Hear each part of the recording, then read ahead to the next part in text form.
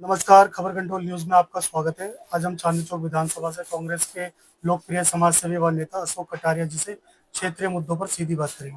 अशोक जी, बहुत बहुत स्वागत है आपका खबर कंट्रोल न्यूज चैनल के अंदर। सबसे पहले हमारे दर्शकों को बताएं, लाल किला और चांदनी के बीच जो ये धमाके हुए, बाजी हुई, कहीं ना कहीं क्या लगता है प्रशासन इसकी जिम्मेवारी लेने को तैयार है क्या?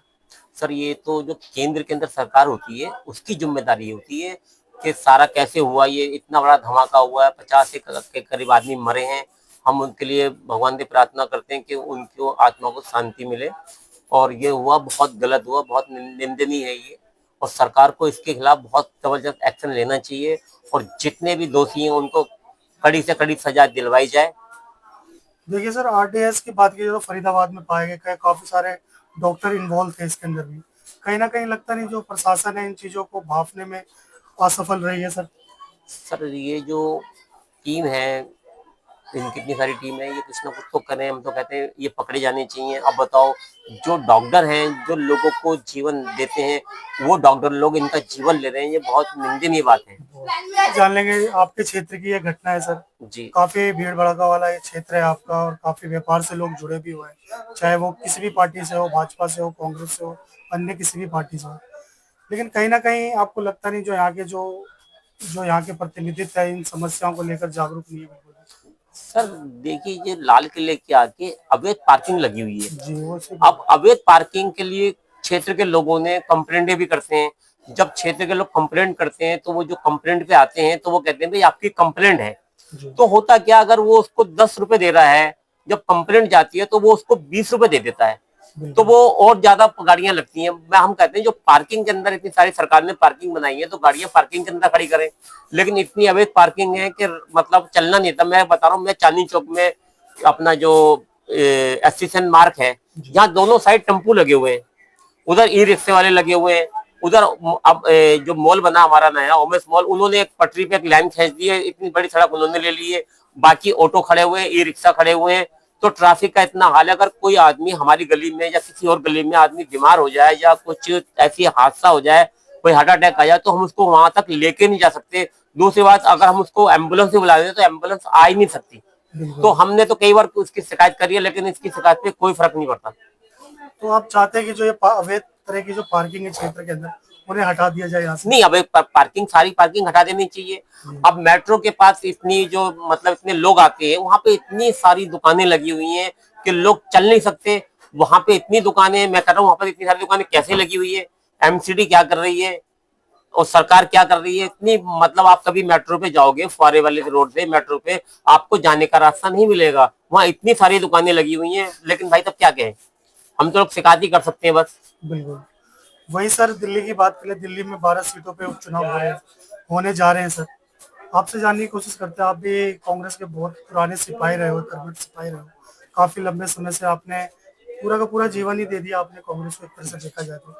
लेकिन पार्टी कहीं ना कहीं उन शहरों को उतार देती है जिन्हें क्षेत्र में उतने लोग जानते नहीं।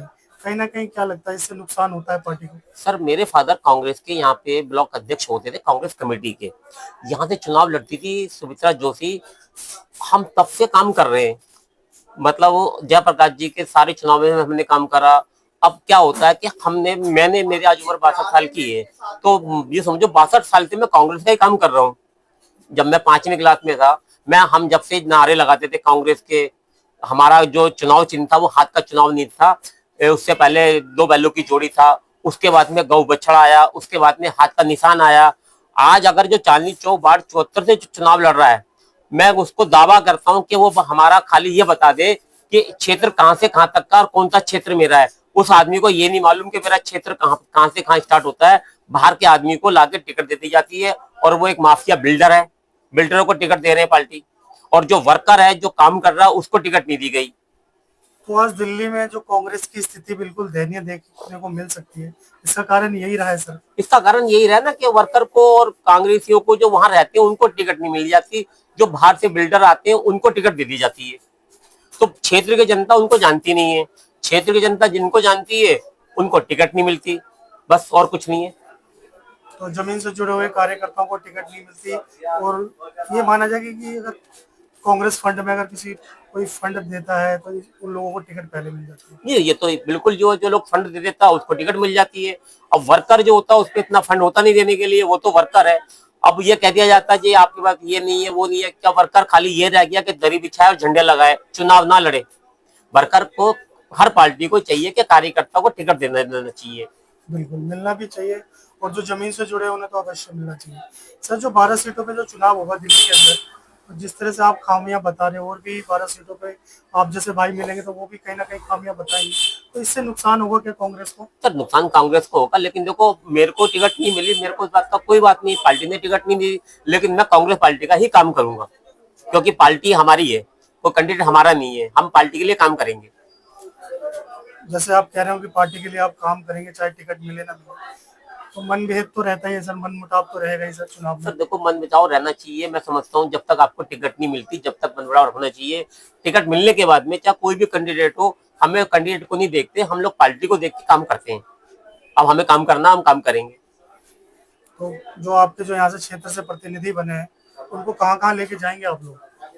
सर वो तो ये टीम बन जाती है कि रोज हमें वो लेनी पड़ती है, परमिशन लेनी पड़ती है कि परमिशन हमें कहाँ की मिलती है, वो जो एरिया के लेंगे और वहाँ लेके जाएंगे, और मेरी कोशिश होगी कि मैं पूरा क्षेत्र उनको घुमाऊं। अरे सर आपसे जान लेंगे, जो एनडीए अपना गठबंधन बनाने में इस बार बिहार में कामयाब हो पाएगी? नहीं सर, वहाँ पे कामयाब नहीं हो पाएगी।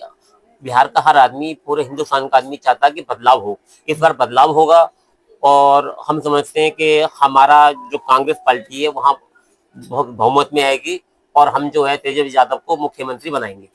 तेजस्वी जी तो कह रहे हैं सर हर परिवार को एक सरकारी नौकरी दी जाएगी, क्या लगता है करोड़ों लोगों को सरकारी नौकरी देना संभव होगा सर? सर एक सिस्टम होता है, सिस्टम में उनको पता है कि वो कैसे नौकरी देंगे, जब उन्होंने कहा है तो वो नौकरी देंगे। बीजेपी ने दिल्ली में ये कहा था कि हर महिला को 2,500 रुपए देंगे, उन्होंने नहीं दी। मोदी साहब ने कहा था हर घर में 15-15 लाख रुपए आए, नहीं दिए। ये कुछ जुमला होता है, लेकिन हो सकता है तेजस्वी यादव ने कुछ सोच के कहा होगा कि नौकरी देंगे, नौकरी तो कर वो देंगे, उन पर प्लानिंग होगी। जैसे भारतीय जनता पार्टी ने काफी सारे वादे किए थे, 27 साल के बाद दिल्ली में स्थापित हुई भाजपा सरकार सर, बोला था महिला दिवस सम्मान योजना के अंतर्गत 2500 रुपए दिए जाएंगे, महिला दिवस पे नहीं दिए। होली दिवाली पे सिलेंडर दिए जाएंगे, नहीं दिए। बिहार में उन्होंने कुछ अकाउंट में कुछ महिलाओं को 10-10 हजार रुपए ट्रांसफर कर दिए, पता नहीं कितने लोगों को दिए। तो क्या लगता है ये सब जुमलाबाजी है क्या सर? सर आप मेरे को बताओ, अभी उन्होंने जो है दिल्ली के अंदर जमुना को साफ कर दिया, एक तालाब को उन्होंने साफ करके उसमें अब आदिवासी तालाब बना के ये कह दिया गया कि जमुना साफ हो गई। दूसरा विधायक जो कहता है अभी जमुना, सीएम ये कहती है अभी जमुना साफ नहीं हुई, पानी का पीने पानी योग्य नहीं है। तो बताओ ये लोग खुलेआम झूठ बोल रहे हैं। एक आदमी कहता है कि हमने एक जमुना को साफ कर दिया, पानी भर दो। कुछ विधायक आते हैं वहां बोतल में पानी भरते हैं, फर्जी पानी भरते हैं, पानी भर के लाते हैं और उसको ऐसे डब्बों में देते हैं और उसको पानी को पीते हैं कि जैसे लो जी लो जमुना साफ हो गई। तो जो पटपड़गंज के विधायक है नेगी जी, वो फिल्टराइज पानी लेके, यही कहना चाहते हैं? हाँ जी, हाँ जी, हाँ जी, वो दिखाते कुछ है करते कुछ वो है। करते कुछ है। यमुना की सफाई एक आर्टिफिशियल सफाई देखिए, एक अलग से घाट बना दिया गया, हाँ जी, उसमें फिल्टराइज पानी डाल दिया गया। तो कहीं ना कहीं आपको लगता नहीं सर, जो पूर्वांचल का बहुत बड़ा त्योहार है छठ पूजा, उसकी आस्था के साथ कहीं ना कहीं खिलवाड़ किया जा रहा जी है? बिल्कुल खिलवाड़ किया गया उनकी आस्था के साथ। अरे जमुना मैया चाहे वो साफ है या नहीं है, वो तो पूजा कर रहे हैं, तो आप लोगों को बेवकूफ बना रहे हैं कि जी जमुना साफ हो गई आके पूजा करें, वो गलत चीज है। अशोक जी आपसे जान लेंगे, देवेंद्र जी के नेतृत्व में जो आपकी 12 सीटों के प्रत्याशी घोषित किए गए, इससे आप संतुष्ट हो? नहीं, हम संतुष्ट हैं। हम चाहेंगे दिल्ली के अंदर हमारी 12 की 12 सीटें आए और बहुत ज्यादा सीटें, 12 सीटें, 12 पे हम जीतने जा रहे हैं। कुछ और मैसेज या संदेश हमारे दर्शकों को देना? हम ये चाहेंगे आप लोग 30 तारीख को जो चुनाव आ रहा है, मैं आपसे हाथ जोड़ के निवेदन करूंगा कि कांग्रेस पार्टी को वोट दें और हाथ के निशान पे मोहर लगाएं। जय हिंद, जय भारत। बहुत बहुत धन्यवाद सर आपका भी अशोक जी, आपने समय निकाल के हमसे बात की, शुक्रिया, धन्यवाद सर आपका, थैंक यू।